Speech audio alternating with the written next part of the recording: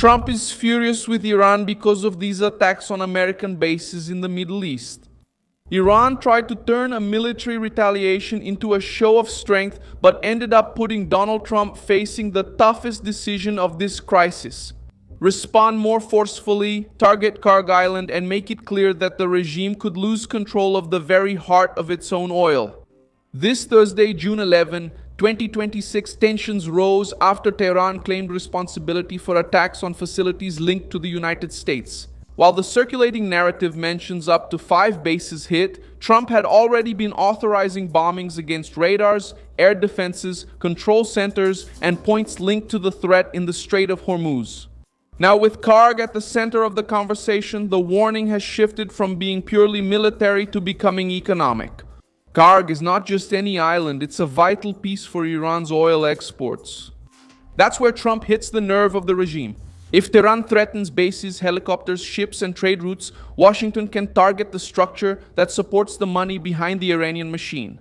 What really happened? Why did Iran rush to attack? And how can Trump turn the Iranian retaliation into a ground response and maximum pressure? I'll tell you all about that in a moment. If you like this kind of content, straightforward and to the point, consider subscribing, because here there's a video like this every day. Just a reminder that this crisis gained momentum after that episode with the American Apache helicopter near the Strait of Hormuz. The regime tried to sell the action as a big victory. Trump responded by putting a much bigger threat on the table: new bombs, more pressure, and the possibility of advancing against Karg. Trump said that the United States could hit Iran with great force and spoke again. On Karg Island, as a strategic target, the island is considered one of the most important centers for Iranian oil exports. Whoever controls Karg doesn't just control a piece of land, but also the regime's economic lifeline. That's why the threat scares Tehran. Iran can rail against Washington, can launch missiles, can try to inflame the region, but it knows that its power depends on money, oil, and open routes. The Iranian reaction shows exactly this concern. According to circulating reports, Iran has reinforced Karg with troops, air defenses, portable missiles, and mines in sensitive areas, including possible landing points. This doesn't seem like the attitude of someone who is calm. It looks like the move of a regime that understood the magnitude of the message. If Trump were just bluffing, Tehran wouldn't be in a hurry to protect the island. If the American threat were empty, the regime wouldn't be shielding exactly the point that supports a central part of its power. Central de sua receita. Who started threatening ships, bases, and allies in the region? Who closed the Strait of Hormuz to try to blackmail the world? Who shot down the American aircraft and then rushed to claim the attack on military installations? The answer lies with Tehran. Trump operates under the logic of maximum pressure. The Treasury Department also expanded sanctions against the Iranian regime, targeting networks linked to Tehran's military and financial machine. Meanwhile, the United States Central Command announced actions against vessels accused of violating the blockade.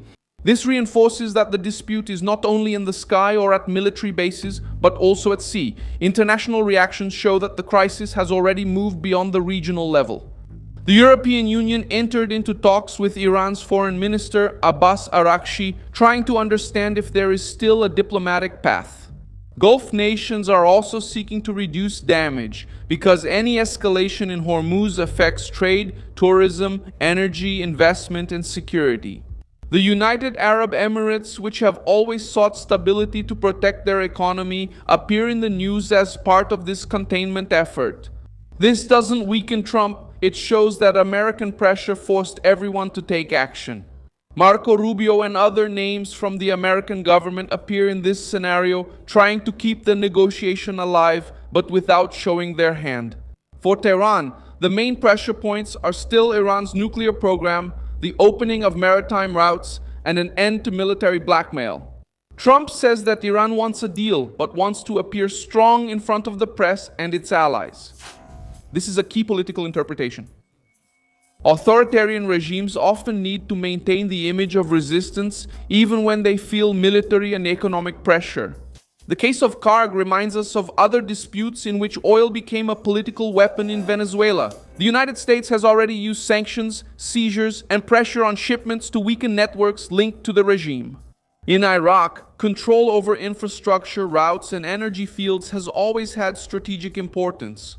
The difference now is that Iran is much more heavily armed, much closer to sensitive routes, and much more connected to groups that destabilize the region. That's why Trump is trying to raise the cost before the regime feels comfortable enough to prolong the crisis.